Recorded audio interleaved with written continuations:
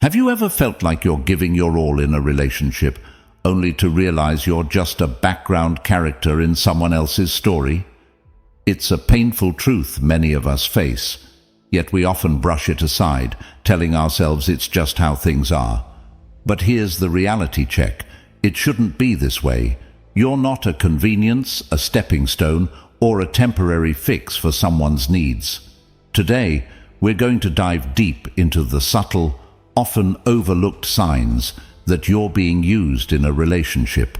This isn't just about the big betrayals, it's about those little moments and patterns that slowly chip away at your self-worth.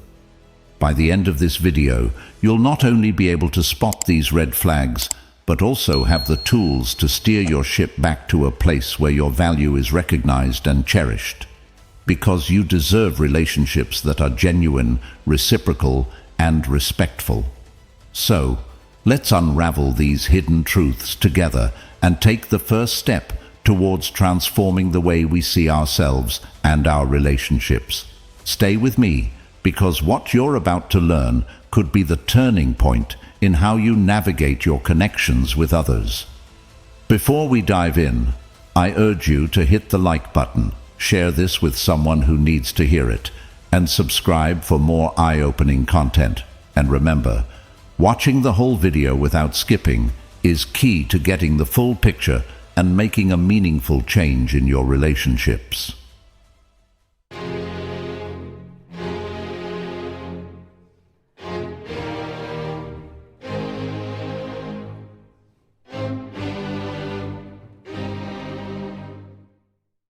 First signal: one-sided effort examined.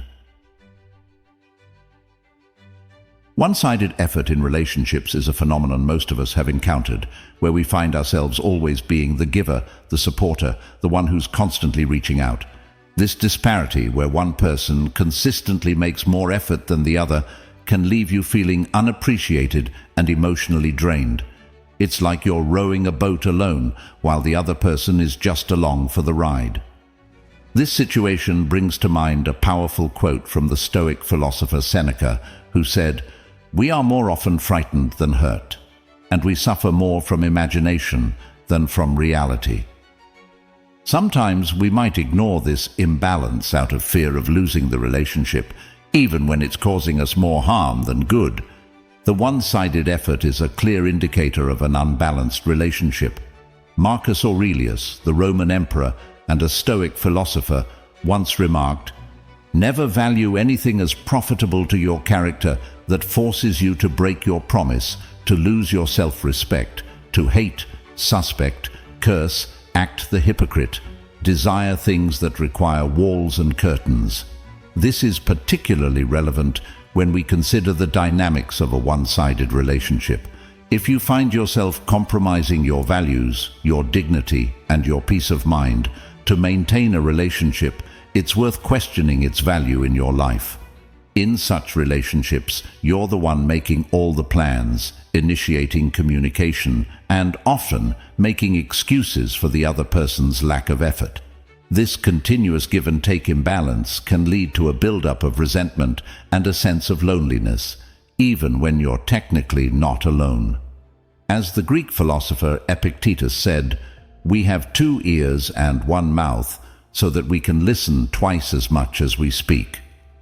In a one-sided relationship, you might find yourself doing all the talking with very little active listening or engagement from the other party. In the realm of Western psychology, this imbalance is recognized as a potential source of emotional distress. It's essential to remember that a healthy relationship involves mutual effort and reciprocation. When this balance is missing, the relationship can feel more like a burden than a source of joy and support. It's important to recognize your worth and not settle for a relationship that leaves you feeling undervalued and unappreciated. As you navigate these waters, remember that your well-being and self-respect should always be a priority. Recognizing and addressing the issue of one-sided effort is a crucial step toward healthier, more fulfilling relationships. Second signal: selective availability. Highlighted. Selective availability in relationships is a telling sign where the dynamics are skewed heavily in favor of one party. It's a situation that many of us have faced. A friend or a loved one who is always ready to receive support, but seldom available to give it. This kind of relationship echoes the words of the Stoic philosopher Seneca, who observed, "Wherever there is a human being, there is an opportunity for a kindness." However, in the case of selective availability, this opportunity seems to be a one-way street. This behavior is a reflection of a relationship where convenience outweighs genuine care and reciprocity. When someone is only present in your life when it suits them or when they stand to benefit, it points towards a lack of genuine commitment and concern. Marcus Aurelius, a figurehead in Stoic philosophy, once stated, "It's not what happens to you, but how you react to it that matters." This perspective is particularly useful here. It suggests that your response to selective availability is crucial. It's about recognizing your value and not allowing yourself to be treated as an option rather than a priority. Selective availability isn't just about physical presence. It's also about emotional availability. When you're always the one offering a listening ear or a shoulder to cry on, but find the same support missing when you need it, it's a clear indicator of imbalance. This lack of reciprocity can lead to feelings of loneliness and frustration. It's reminiscent of Epictetus's words, "We have 2 ears and 1 mouth so that we can listen twice as much as we speak." In a balanced relationship, this adage applies to both parties. But in selectively available relationships, you might find yourself perpetually on the listening end. From the perspective of Western psychology, reciprocal social support is fundamental to healthy relationships. The concept of reciprocity is deeply ingrained in human social interactions and is essential for the development of trust and emotional safety. When this reciprocity is absent, it can lead to emotional strain and a decrease in self-esteem. It is important to recognize when you are in such a dynamic and to take steps to address it. This might involve open communication about your needs and feelings, setting boundaries, or re-evaluating the relationship altogether. As you navigate these challenging situations, remember the words of Marcus Aurelius, "The best revenge is to be unlike him who performed the injustice." In other words, instead of responding with bitterness or becoming similarly unavailable, strive to uphold your values and seek relationships that are more balanced and fulfilling. Third signal, absence of genuine interest.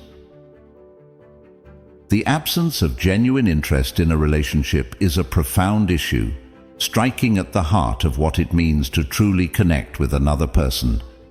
In a genuine friendship or relationship, there's an essential two-way exchange, a mutual interest in each other's lives, emotions, and experiences. This is in stark contrast to a relationship where one party shows little to no interest in the other's life, a situation that Aristotle might have seen as a failure to achieve the friendship of the good, where mutual appreciation and virtue are key. This lack of genuine interest is often a clear sign that the relationship is more transactional than authentic. Seneca, a Stoic philosopher, might have commented on this imbalance by highlighting the importance of mutual benefit in any interaction. He believed that relationships should not be based solely on what one can gain from the other, but on mutual respect and benefit. When someone shows no interest in your personal well-being, aspirations, or struggles, it indicates a lack of empathy and a disregard for the fundamental aspects of a meaningful relationship. Plato, with his deep insights into human nature, might have seen this as a failure to recognize the form of friendship, the ideal, perfect version of it. In his view, real relationships should reflect a deeper understanding and connection between individuals. When this depth is missing, the relationship becomes a shadow of what it could truly be.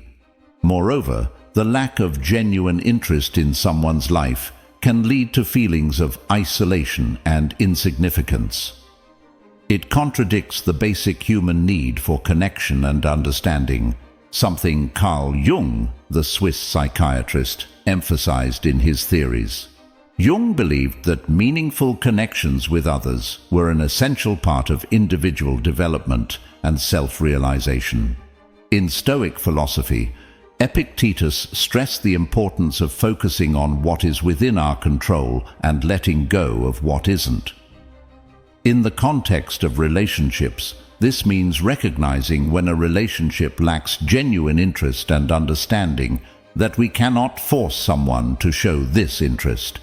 Instead, we should focus on cultivating relationships that are enriching and mutually supportive.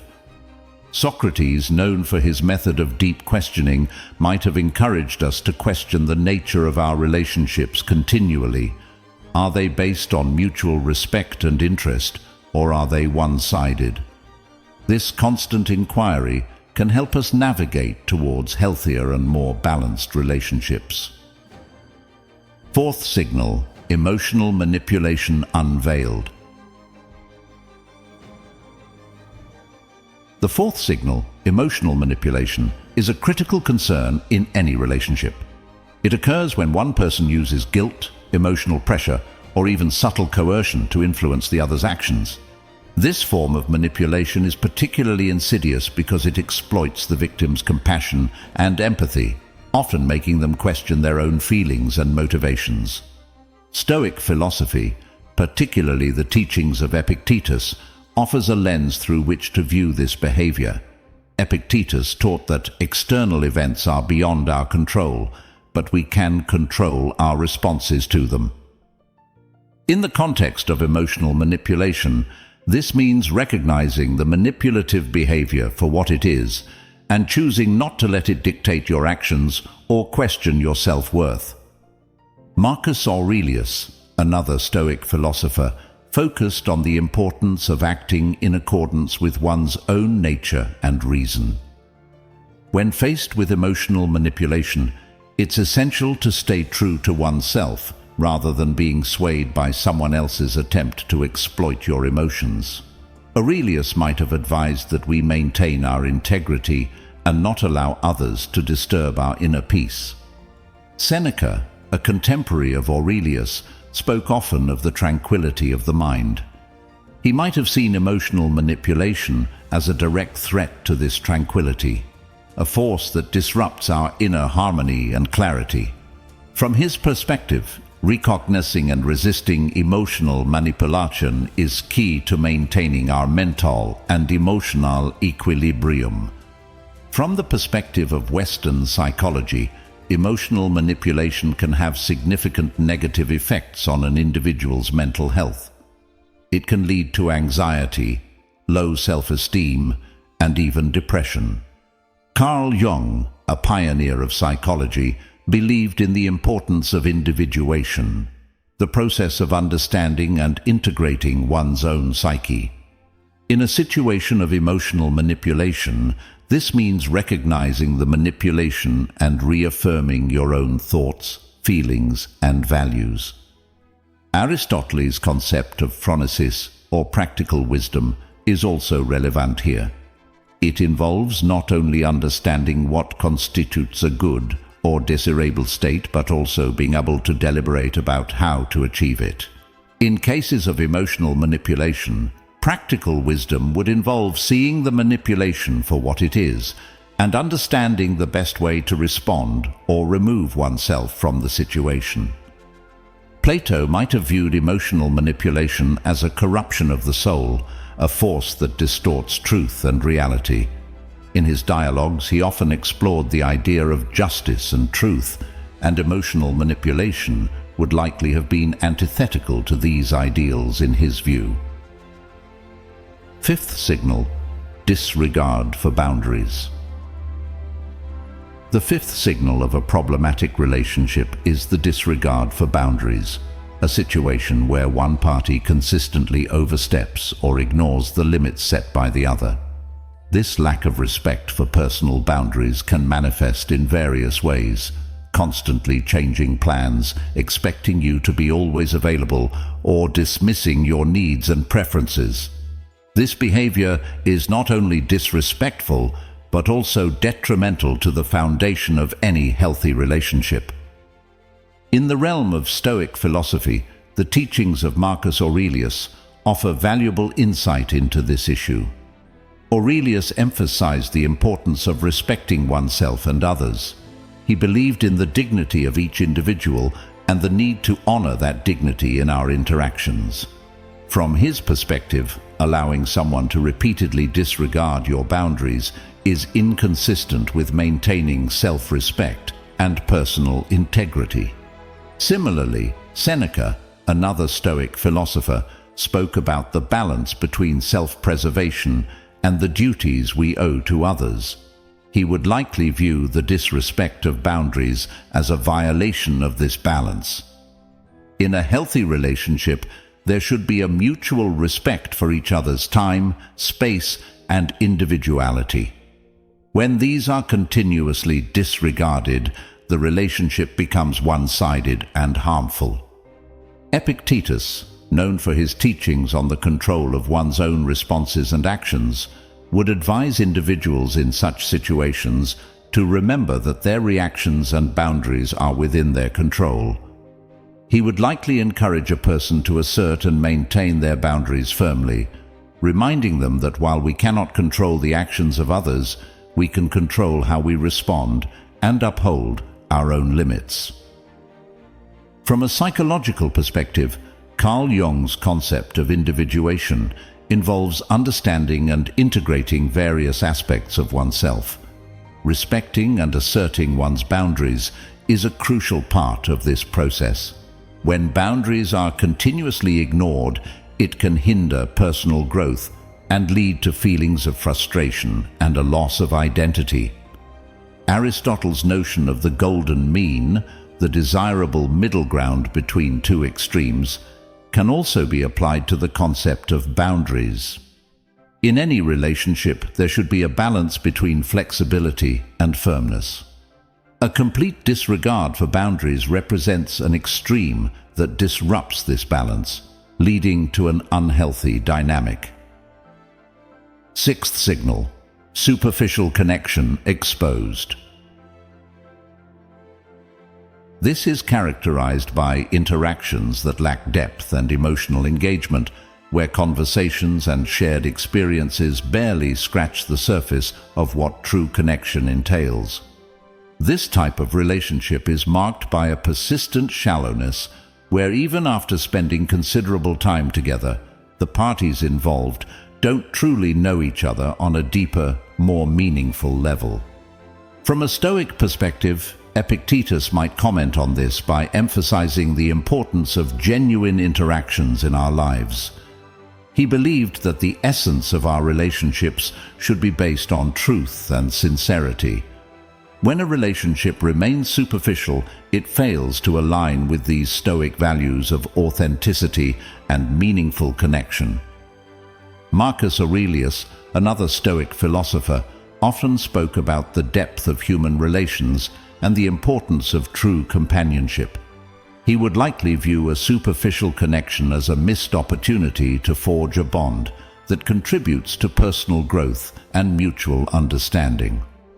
Aurelius might encourage individuals to seek relationships that go beyond the surface, ones that challenge and enrich both parties.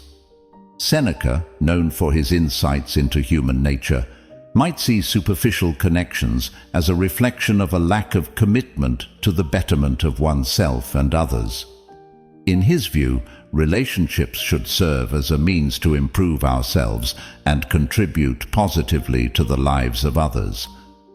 A relationship that remains at a superficial level does not fulfill this purpose and is thus lacking in the qualities that Seneca valued. In the realm of Western philosophy, Aristotle's concept of friendship based on virtue and mutual respect contrasts sharply with superficial connections. According to Aristotle, the highest form of friendship is that which is based on the mutual appreciation of the virtues of the other person, and is not merely about pleasure or utility. Superficial relationships, devoid of this depth, do not meet Aristotle's criteria for true friendship. Plato might have conceptualized superficial connections as relationships that fail to reach the world of forms, his idea of the highest and most fundamental kind of reality. In Plato's view, a relationship that doesn't strive to understand and connect with the true essence of the individuals involved is limited and unfulfilling. Carl Jung, a Swiss psychiatrist, emphasized the importance of deep, meaningful connections in his theory of individuation, the process of self-realization. Jung would likely see superficial connections as barriers to achieving this self-realization, as they do not allow for the depth of interaction necessary for individuals to fully understand and integrate different aspects of their personalities. Seventh signal: absence in your tough times. The seventh and a deeply telling signal of a problematic relationship is the noticeable absence during tough times. Genuine friendships and relationships are tested and proven not in moments of convenience, but in times of challenge and adversity. When a person you consider a friend or a partner is conspicuously absent during your periods of struggle or hardship, it speaks volumes about their investment and commitment to the relationship. Stoic philosophy, with its focus on virtue, resilience, and the nature of human relationships, offers valuable insights into this issue. Epictetus, a prominent Stoic philosopher, believed in the importance of enduring hardships with a sense of stoicism and grace. However, he also recognized the value of support and companionship in overcoming life's challenges. In the context of a friend's absence in tough times, Epictetus might remind us that while we cannot control others' actions, we can control our response, including re-evaluating the relationship and seeking support elsewhere. Marcus Aurelius, known for his meditations on life and duty, would likely see the absence of a friend in hard times as a failure in the duty of friendship. For Aurelius, the essence of any relationship was based on mutual support and understanding. The absence when you are most vulnerable contradicts the very principles of mutual respect and empathy that he valued. Seneca, another Stoic thinker, wrote extensively about the trials of life and the role of friends in easing our burdens. He might view a friend's absence in tough times as a lack of true friendship, which he believed should be based on a foundation of mutual support and understanding. For Seneca, enduring hardship is a part of life, but enduring it alone, when you have sought the support of friends, indicates a relationship lacking in genuine care and solidarity. From a Western philosophical perspective, Aristotle's concept of friendship involves mutual goodwill and shared values. In his view, a friend who is absent during your struggles fails to meet these criteria of true friendship.